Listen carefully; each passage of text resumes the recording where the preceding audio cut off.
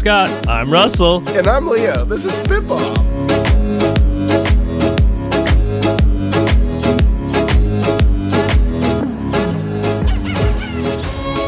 Welcome to Spitball, where three Renaissance renegades and a guest empty our heads of startup and tech product ideas that we have stuck up in there so you can all have them for free.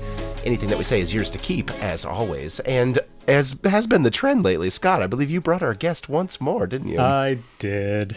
I am so excited to welcome Carl to the show. So Carl, as you said, would be a true Renaissance man, although he would describe himself as a multidisciplinary creative, professional, and has done everything from working on website copy, UI, UX, as a writer. If Carl has seen it all and done it all in every form, and he's going to have some fantastic ideas tonight. Welcome, Carl. Welcome. Hi. Thank you. You are all too kind. I'm just somebody who seems to stumble from one curiosity to the next. We are delighted to have you. That's sort of how I've lived my life. Oh, this is going to be great. As we often do, I have a game for us to get us warmed up this week. And this week, I asked very briefly in the pre-show chatter, have you used AWS? I also have worked with AWS, and it has always irritated me, this golden product that has reinvented the internet, re-architected everything from the ground up, made Amazon the single most valuable company for a brief moment. It's bizarre to me how many products that they offer with such insane names that do not correlate at all to the actual thing that they offer. It sounds like a bad sci-fi movie. So this week, we're going to be playing a game called Awful Weird Sci-Fi, AWS.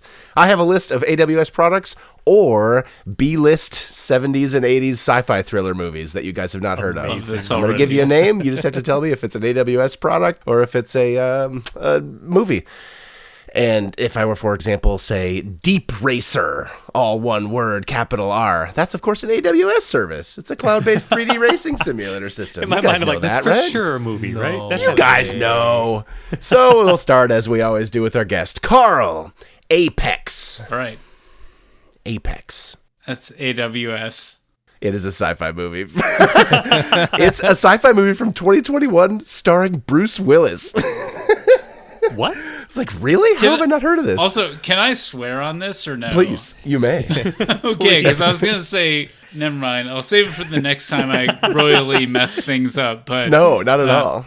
My goal with these is to get 0 for 9. Mm-hmm. Apparently, it's a movie about a former cop hunted by elite killers on a remote island for sport. And I can't believe you guys haven't seen Apex. It's like Bruce Willis's finest work. Could be any one of those characters. Wow. That's right. Maybe he's every one of them. Very true. Maybe he pulled an Eddie Murphy. Scott, Gravitron.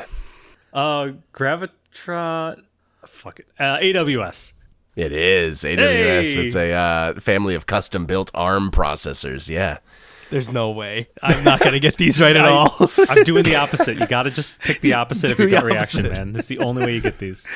Let's do it. Russell, Colossus. It's a movie, but I'm going to go AWS. It's a movie. You were right. Trust your gut.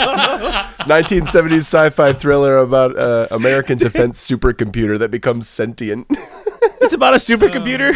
It teams up with its Soviet counterpart supercomputer to take over the world. It was built by Amazon, it sounds like. So yeah, right. I guess, hands across the world, right? Exactly. It's about peace. Let the robots reach across the aisle. Carl, Robo Maker. All one word with a capital M. God, I don't know. Amazon product? It is very good. All right. Cloud robotics service makes it easy for developers to simulate robot applications at scale, I guess. It was the M in the middle that tipped me off, maybe. Are these horror sci-fi movies, Leo, or are these just regular? Yeah, they're mostly apocalypse. I mean, how many fun, happy-go-lucky sci-fi movies are there? I don't know. I guess that's true. Fifth Element. I guess that's Amazon's brand a little bit. Scott, Kronos with a K. Kronos. What? Why is that a movie? Oh, I'm thinking that's the password in Incredibles. So I'm going to say movie. That sounds movie-esque. It is a movie. Very Hey. good. But 1957 sci-fi movie. It's about a massive robotic alien accumulator sent to Earth to absorb the planet's energy, of course. We all love Kronos. Oh. The Incredibles makes more Deep sense cuts. now. No, Yeah, I think it's a reference. Oh my god. Okay, that makes sense. Russell, time stream. All one word. AWS. Very good. Amazon this- AWS. Oh, okay, I thought it was a movie this time. It's a fast, scalable, fully managed time series database service for IoT stuff. Wow. One more time through. Let's do it. All right, Carl. Data Zone with a capital Z. I have no idea. I'm just saying AWS because, I don't know, makes sense. It's an AWS. You nailed it. That's Okay. right. It's a data management service. Securely catalog and discover data across AWS stuff. Yep. Scott, Brainstorm. All one Freaking word. movie. Hasn't failed me It's yet. a freaking movie. You nailed Hey. it. 1983 sci-fi about researchers who invent a revolutionary brain-computer interface. And then, of course, Russell, Cypher, Cypher. Movie. Movie, 2002 spy thriller, a sci-fi spy thriller. Sci-fi. It's an spy. accountant whose career in corporate espionage spirals to a dangerous web of brainwashing. Ooh, spooky. Scott, your trick works 2 out of 3 times. If you got okay, Better than so I 50-50. think all 3 of you got 2 out of 3. I think, if I'm counting right. But Nice. I never count while I do these. That's kind of part of the gimmick, right? The points don't matter. Yeah, Yay. we all win. Great game, Leo. Yeah, that was great. That was clever. That was a good one. That was super good. There is a website dedicated entirely to here's a bunch of AWS products and what they actually mean. Like when you're looking for this, here's the stupid name thing you actually want. It's ridiculous. All right, Scotty, you're up first this week. What do you got for us? I've had a note in my list forever that just says find a better way to pick what movie to watch. And I think I've actually finally solved it right now. So you have apps like TikTok, Instagram, YouTube Shorts or whatever, where you're just constantly scrolling on there. I can't stand those, but I have, except YouTube Shorts, which I have trained. The only thing I care about YouTube is movie clips. That's all I want. That's all I like. If you show me anything politics or anything else in the world, I will dislike and go right past it. It's great, honestly. So I can flip through and I'll just be like sucked into a random movie for 30 seconds to a minute, and then it's off to the next one on there. I've learned, though, that I just really want to keep watching those movies sometimes. Like, is there a way that we could take whatever the maximum amount of time is that you can put for a movie or a TV show or whatever before infringing on copyright, put them all into an app and only pull from ones that you already have streaming services from? So you pull up this app and you're just flipping through things, going to random good parts of a movie, and then you just get sucked into it, and then it just keeps on playing afterwards. It doesn't cut off after X amount of time. I would use this all the time if this was a thing. Interesting. And that's it. So Netflix has a first-party version of this now, right? Doesn't Netflix have like a little like trailers, shorts thing, but just for Netflix stuff? So they do that when you're scrolling over on things on Netflix. It plays a random part on that, but I want it even more randomized. I want it, like, YouTube knows the kind of movies that I like on there, so it's always picking like the best part of this Quentin Tarantino movie or something. And of course I'm going to get sucked in on that, and I would finish it right to the end at that point.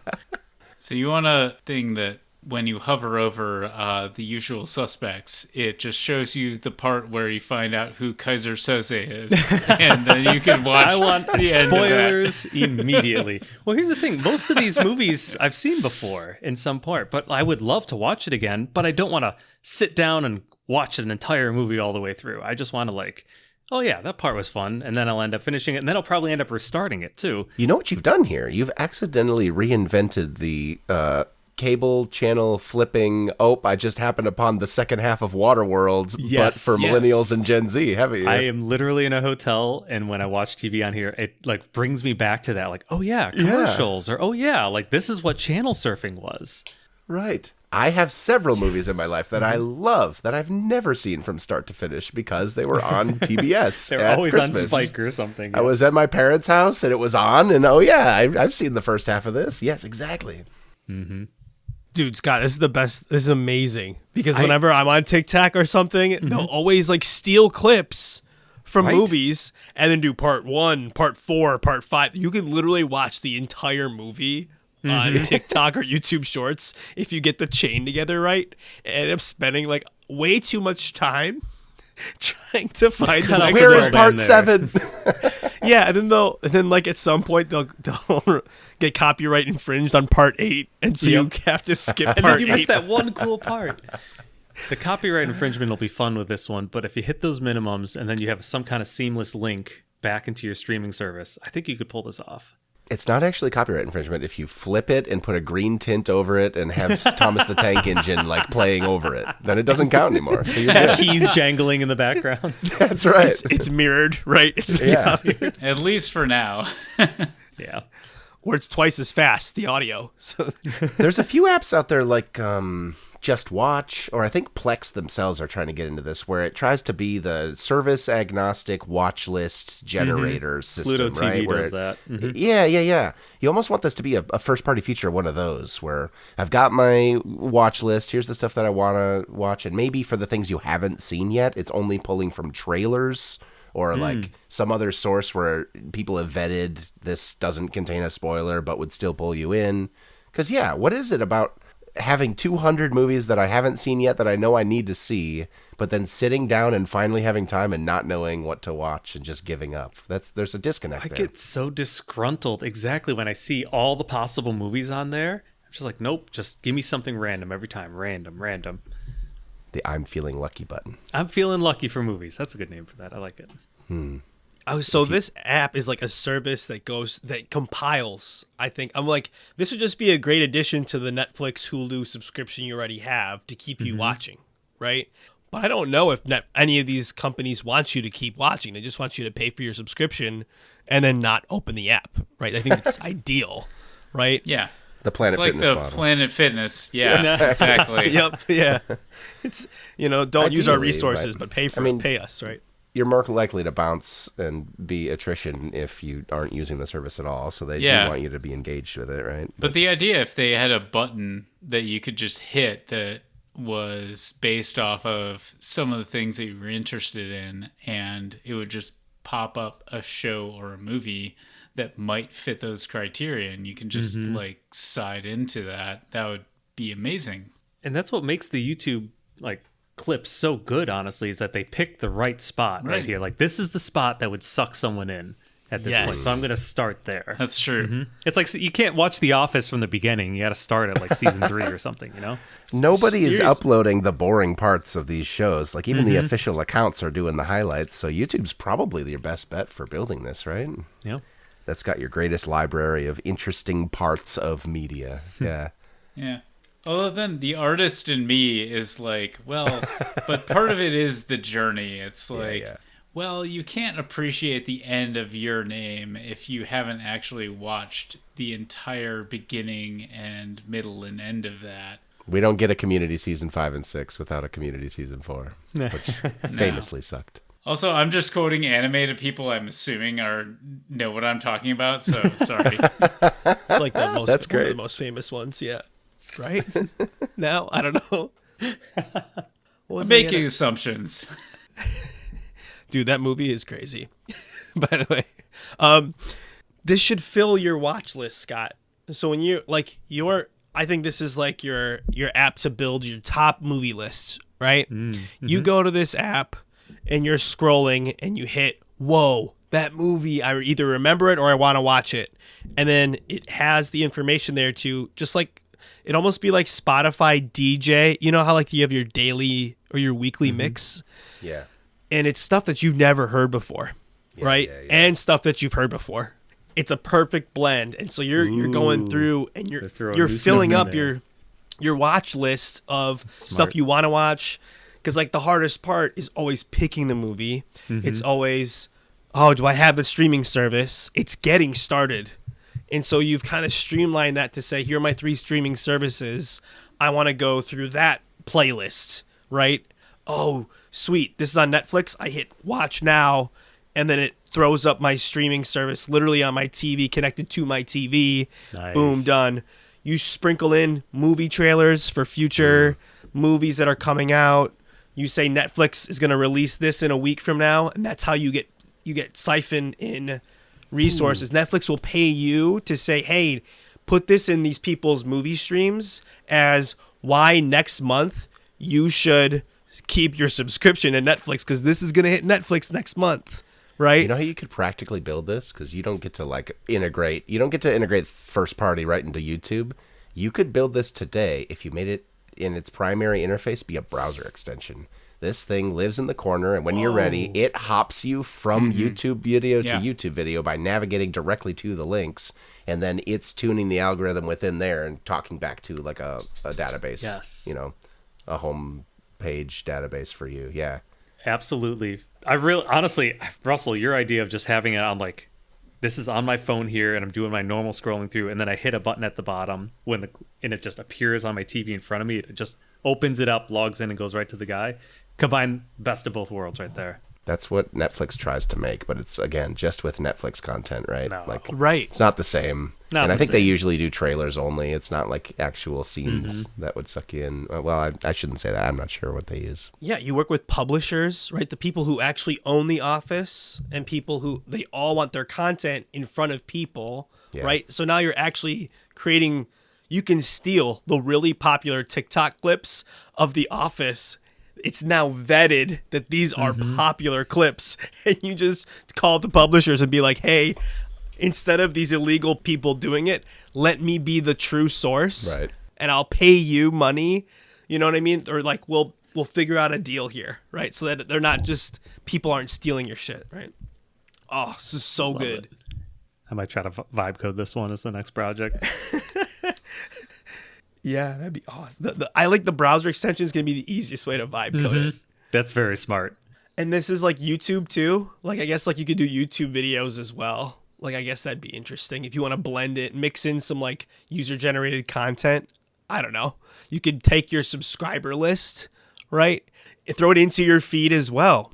And now YouTubers are paying you to put their content like Google Ads now are feeding into your service so that people are watching YouTube videos more often because of... We see that you love Shawshank Redemption, so therefore here's PewDiePie reacting to Shawshank Redemption for 2 hours. You're gonna Because love you're that. subscribed. Because you subscribe to PewDiePie too. You get- Do you know what I mean? Thousands of reaction videos to everything you care about. Here's a 6-hour, like, in-depth essay. How Shawshank Redemption is actually a deconstruction of the creation of America. Oh, God.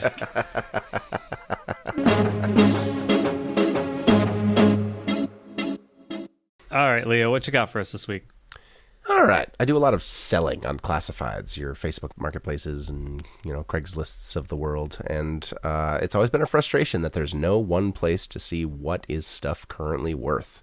You've got your eBay that you can kind of look at for selling prices, but nobody goes back to Marketplace and says, yes, we came to a deal and here's how much less I actually agreed to sell that for. And that's always been annoying to me. I price stuff a little bit too high and slowly bring it down until someone bites, but some people don't have the patience or time for that. I would love a what is stuff worth database that trolls through, I don't know, something. It seems like AI agents could somehow look at all of these different Reverb and eBay and maybe survey data from Facebook completed sales or Craigslist. It's randomly sends like, hey, I saw that you did that. How much did you sell it for? Or something. I don't know. To try to build the, you are likely to, at this condition, sell this item for this much. 90% chance certain if you price it at this, it'll go, and 70% chance that, try to give somebody an idea. And I don't know who would have all of the data to make this possible, but it's something that I get irritated with every time I go to sell. How do we solve this problem? You want a Kelly Blue Book for everything. Yeah. That's that awesome. data exists. The problem is aggregating it because, like when I used to work at Herman Miller, one of the big things they were doing was doing like vintage auctions, and it was trying to figure out how to price vintage pieces from Herman Miller from like decades ago and like aggregate all that together and figure out the value of it. And nobody understood the value of it. And it's much the same problem of like, okay, how do you come to a shared understanding of what the value of an object is? It is possible, and they've done it with a lot of these auction houses. So you're kind of trying to do the exact same thing that those appraisal houses have done, except do it not with like somebody who's paid to do it, but do it just in the moment because, I mean, you don't need an appraiser for that for most stuff. Mm-hmm. Right. I'm trying to get rid of this one drum set. I don't need a antique roadshow situation No. or whatever, right? But I will tell you, the chatbots are pretty good at this nowadays. Yeah. Yeah, exactly. Yeah.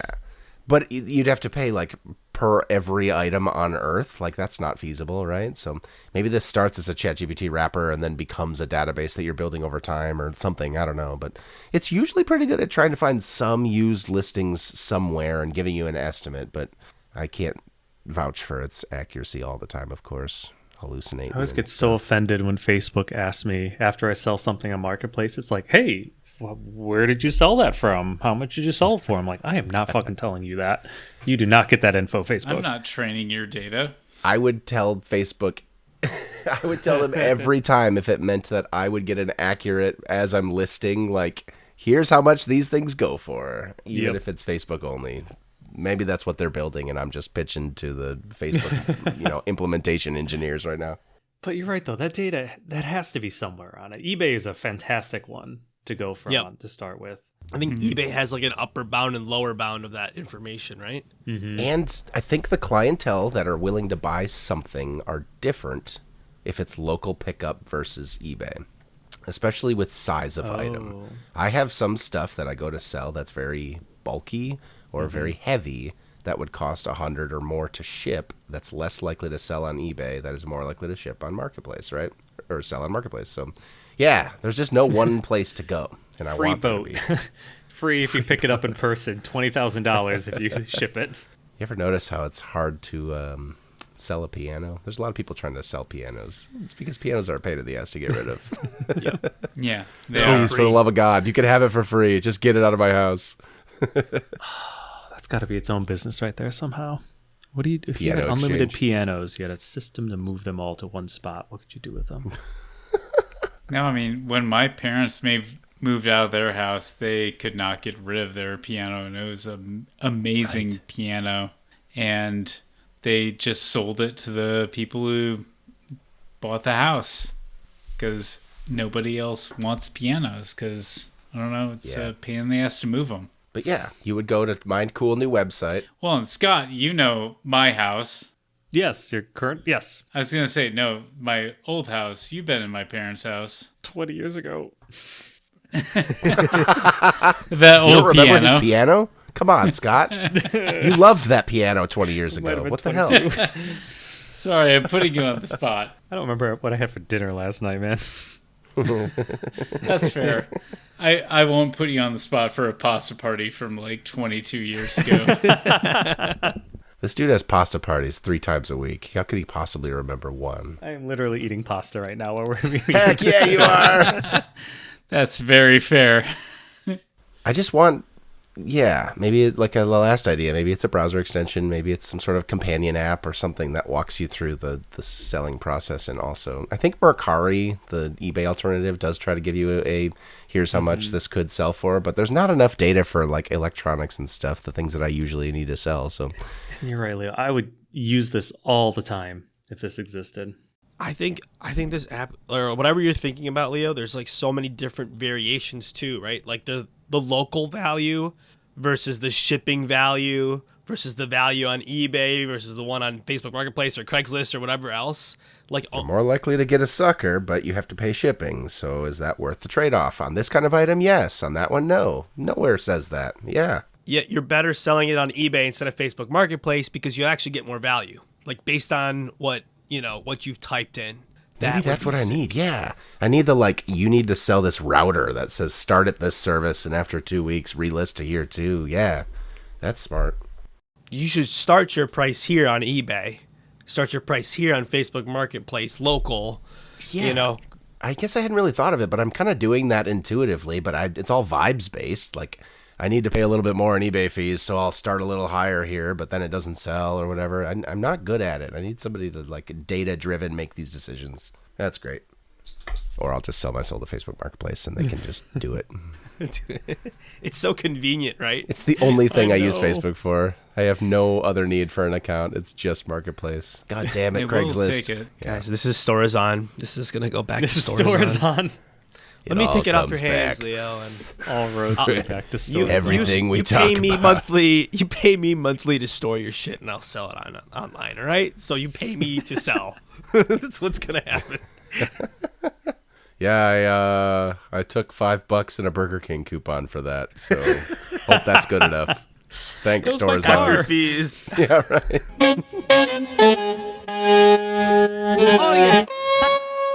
Russell, you're up. What do you got for us?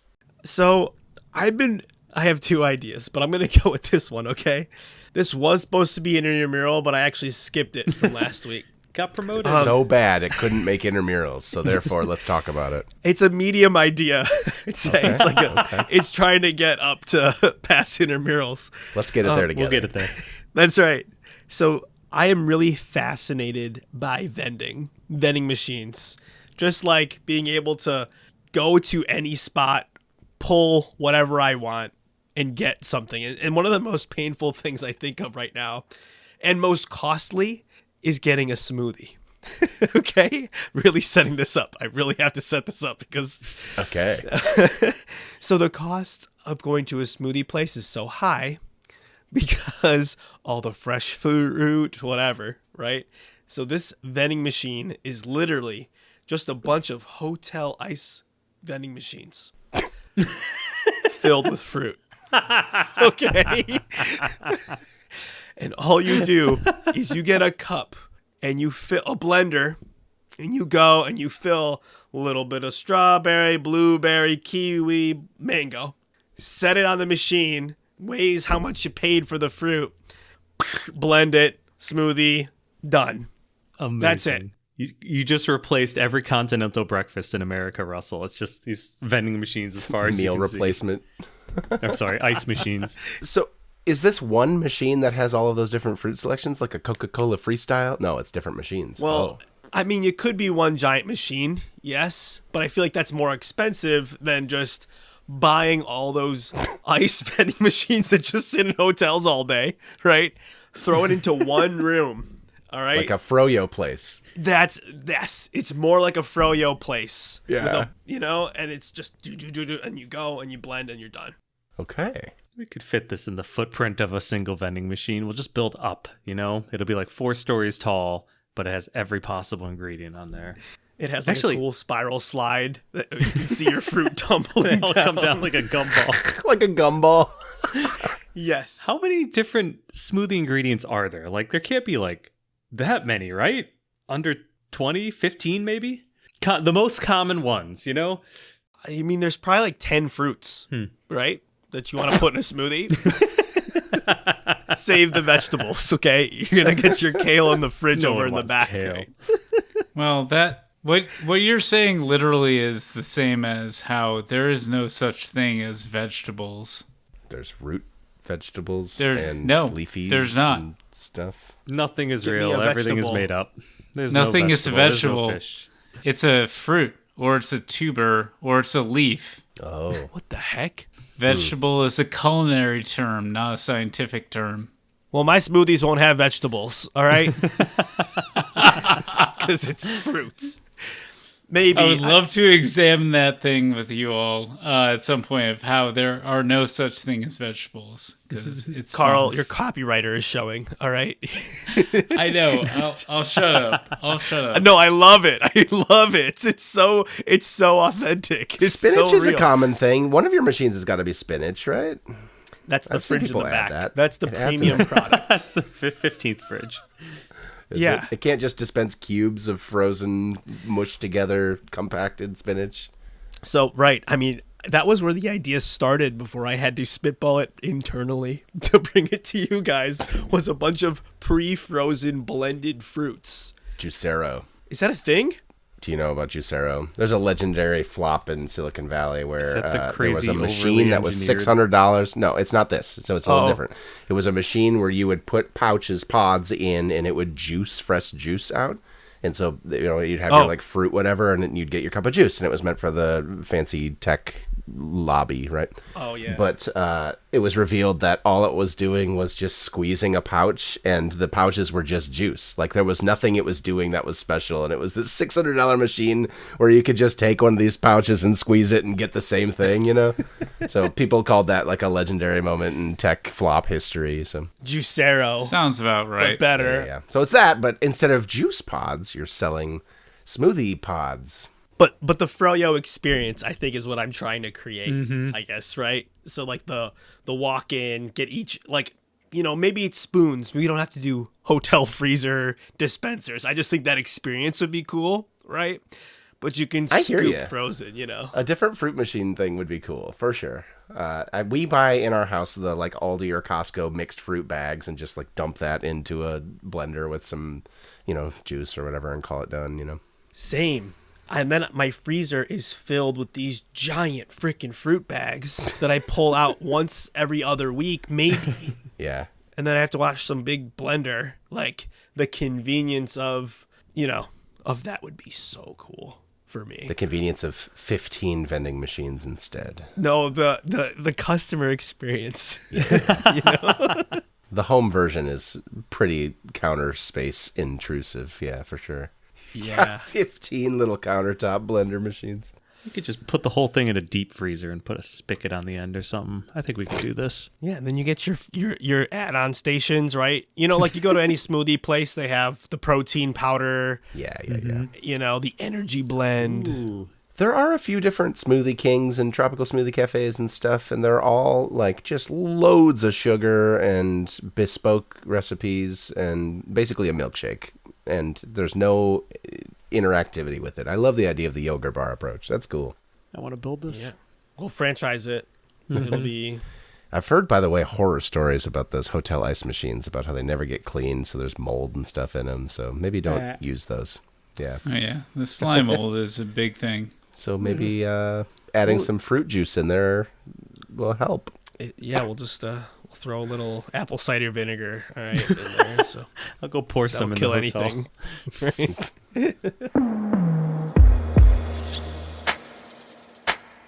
All right, Carl, what do you got for us? Okay. Do you want my dumb ideas or my serious ideas? I want your serious one. You came excited about a real Whatever idea. you want. Your spitball friendliest, like Let's entertaining. hear about crazy. that one idea you were hyped about. All right. I'll start with a dumb idea first that I think is awesome. Summer Olympics biathlon should exist. Is it just running? There should Or skiing running with a gun on your back, and you have to shoot targets. And if you miss, then you have to run a penalty lap, and then you have to keep going and keep shooting. Wait, I love that. Exactly the same as biathlon, except shorter because it's running and skiing. Like, you're not doing a 25K, you're doing like a 10K or a 5K or whatever. But, you know, yeah.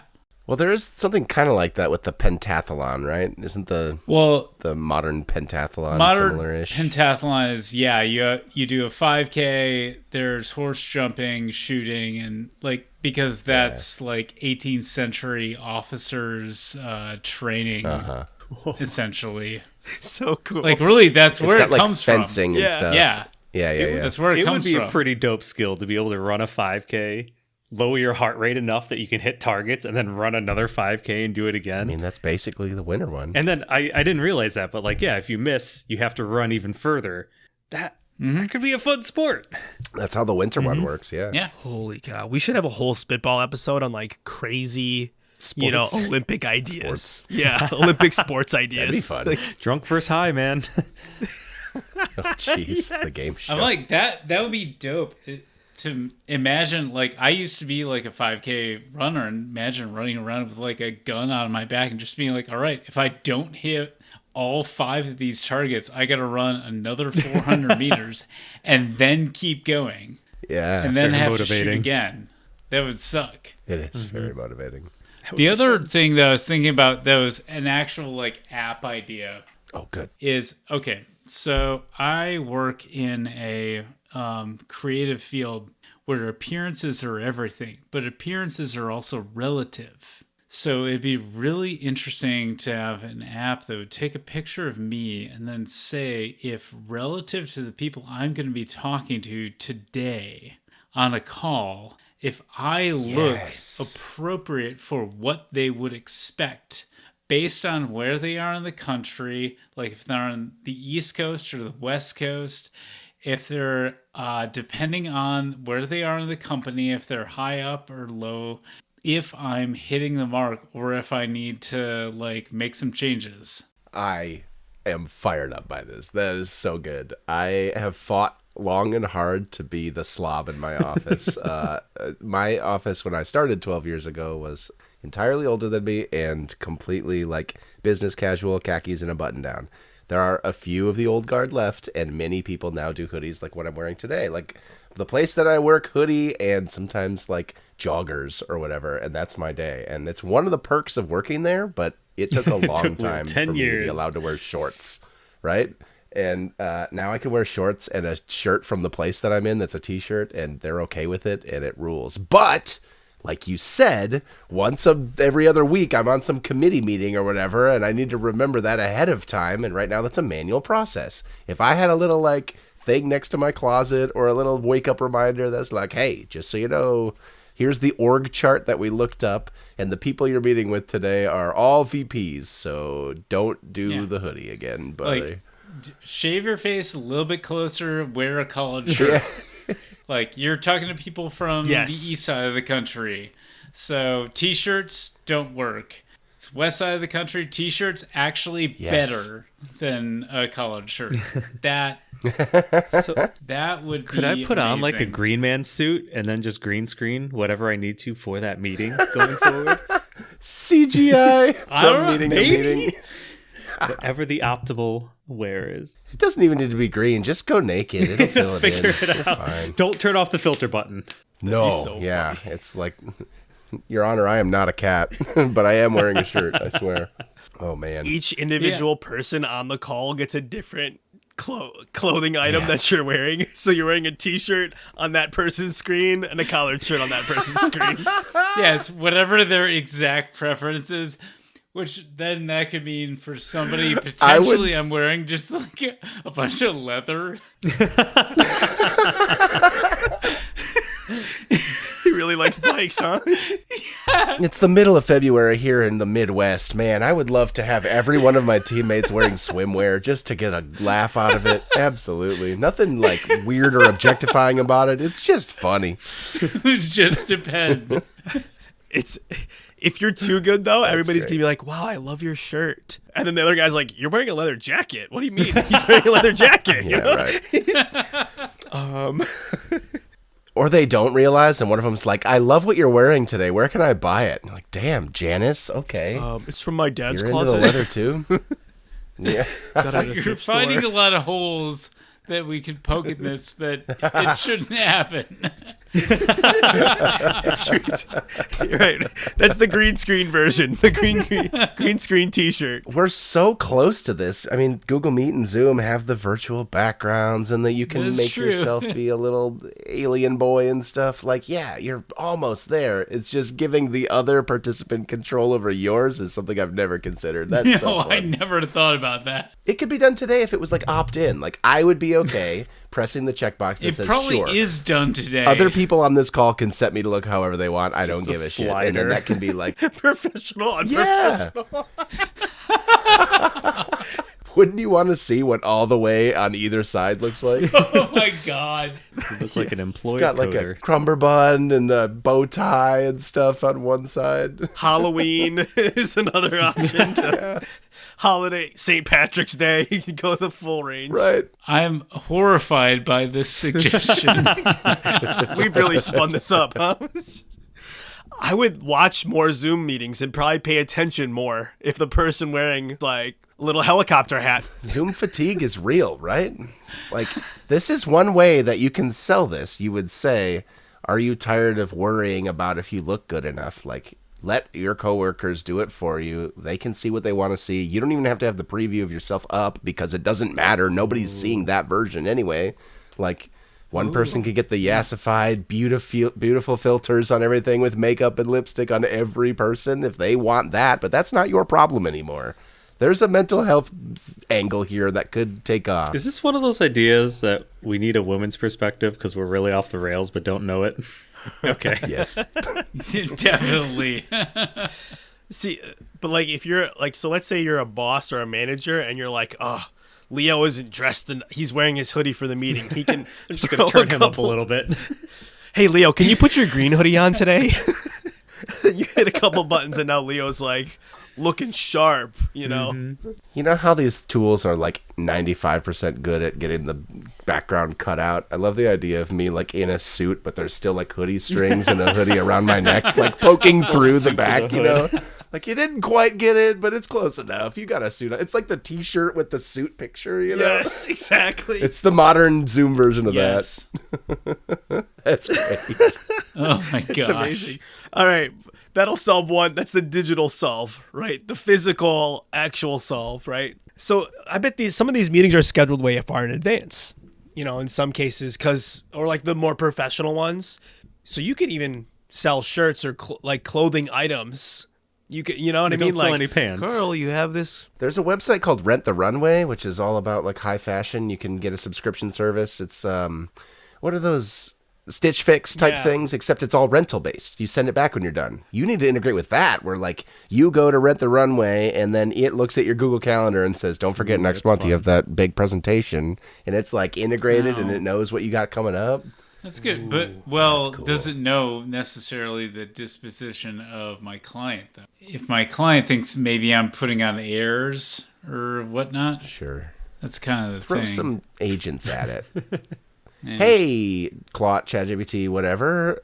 Look through this website and this company culture and try to get a feel for their, company culture based off of LinkedIn profiles and past interactions with them and recordings from my previous calls. Like, there's got to be a way to derive this somehow, This would be good for job interviews. I like this.